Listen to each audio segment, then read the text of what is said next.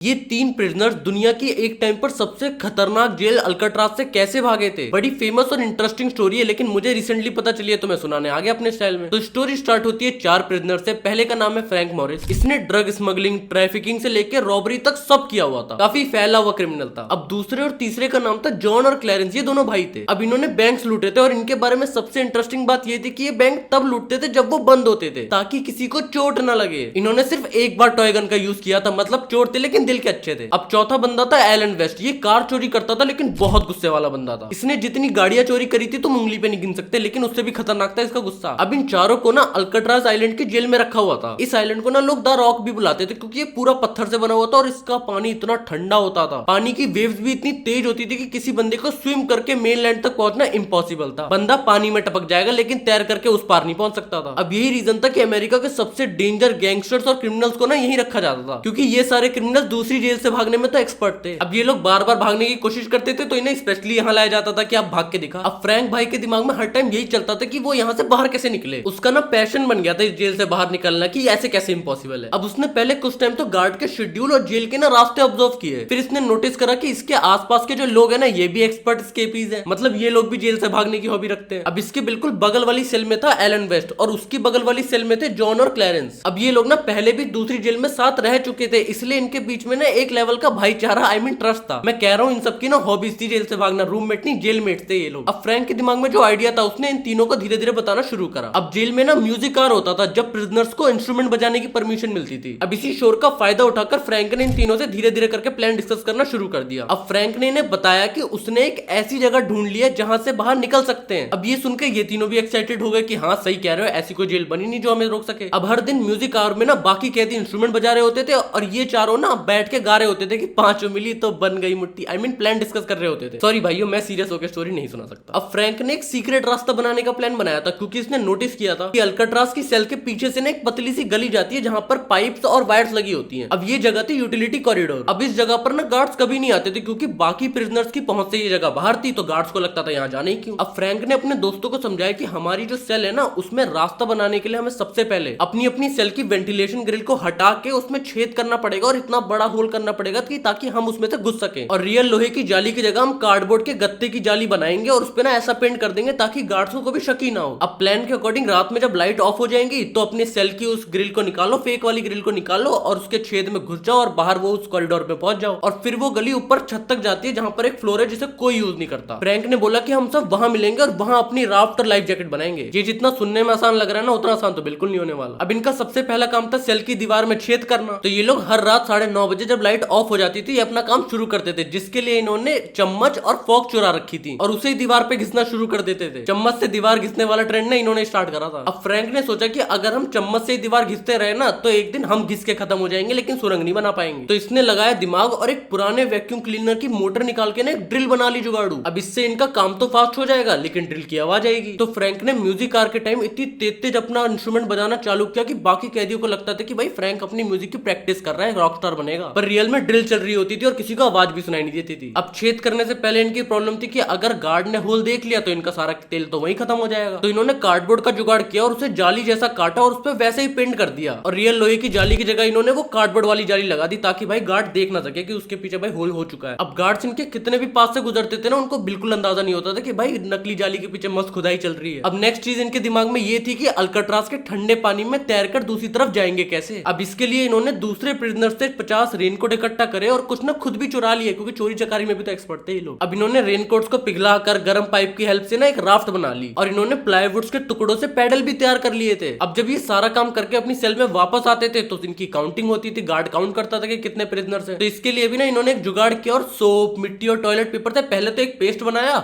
फिर उसे वो फेस का शेप दे दिया। फिर इन्होंने उसके ऊपर स्किन कलर से पेंट किया और जेल की बार्बर शॉप से बाल चुरा के उसके ऊपर लगा दिए। अबे इतने क्रिएटिव थे तो चारों मिलकर कुछ काम धंधा कर लेते, क्रिमिनल बन गए। खैर अब आती है भागने वाली रात, 11 जून 1962। ये लोग वेट करने लगे कि जब सारी लाइट्स ऑफ हो जाएंगे तो हम अपना प्लान एग्जीक्यूट करेंगे। अब 9:30 बजे जब सारे प्रिजनर्स अपने अपने बेड पर आ गए तभी इन चारों ने अपने अपने डमी हेड्स को तकिए पर रखा और उसे उड़ा दिया प्यार से। अब इसके बाद ये अपने खोदे हुए छेद से पहुंच गए वो सीक्रेट गली से कॉरिडोर में। अब एक गार्ड ने ना रात को चेक भी भी किया था, पर उसे वो डमी हेड दिखे और उसे लगा कि सब बढ़िया है, बंदे सो रहे हैं मस्त। अब ये तीन तो अपने छेद से निकलकर पहुंच गए थे, लेकिन इन्हें ना अभी तक एलन वेस्ट ने ज्वाइन नहीं करा था, क्योंकि उसने एक बहुत बड़ी गलती कर दी थी। उसने ना अपने होल के आसपास के हिस्से को ना सीमेंट से फिनिश करा था और वो सीमेंट सख्त हो गया कि उसकी ग्रिल फंस गई। अब एलन वेस्ट लगा है बड़े आराम से उसे निकालने में, क्योंकि शोर करेगा तो सबको पता चल जाएगा, लेकिन उसने बहुत कोशिश करी पर वो नहीं निकला। अब फ्रैंक और दोनों भाइयों ने ना इसका बहुत वेट करा, लेकिन अब बहुत टाइम बाद ये नहीं आया तो ये उसे छोड़कर आगे निकल पड़े। अब ये तीनों कॉरिडोर से होते हुए वेंटिलेशन की हवा वाले रास्ते पे पहुंचे। अब वहां लोहे की लंबी पाइप थी जिसपे ये लोग चढ़कर छत पे पहुंच गए जेल की। अब जब ये लोग छत पर चढ़ रहे थे ना तो एक बड़ा सा धमाका हुआ, क्योंकि एक वेंटिलेटर का फैन हटाते हुए आवाज आ गई। अब एक गार्ड ने ये आवाज सुनी भी, लेकिन उसे लगा कि हवा की वजह से ना कुछ गिर गया होगा, ऐसी आवाज है। अब यहाँ तो इनके लक ने इनका साथ दे दिया, लेकिन अभी इन्हें छत से भी उतरना था, वो भी एक बड़ा चैलेंज था। अब इन्होंने जेल के किचन की एक धुएं वाली पाइप ढूंढी और उससे 50 फीट नीचे स्लाइड करके आए ये लोग। फुल रोडीज के ऑडिशन चल रहे थे इनके। अब पूरी जेल में ना हर जगह गार्ड्स थे, छत पर शूटर भी थे, लेकिन अंधेरा इतना था कि किसी ने इनको नहीं देखा। अब जमीन पर उतरने के बाद इन्हें एक 12 फुट ऊंची दीवार जिसपे कांटे लगे थे वो भी पार करनी थी। आज रोडीज में सिलेक्ट होके रहेंगे। अब इन्होंने बड़े ध्यान से उसे क्रॉस किया और आइलैंड के नॉर्थ ईस्ट किनारे में पहुंच गए। अब किनारे पर पहुंचकर इन्होंने अपना सारा सामान निकाला, राफ्ट और जैकेट और एक म्यूजिकल इंस्ट्रूमेंट को यूज किया राफ्ट में हवा भरने के लिए। अब रात के 11:30-12 बजे ये उस राफ्ट में बैठे और सैन फ्रांसिस्को बे के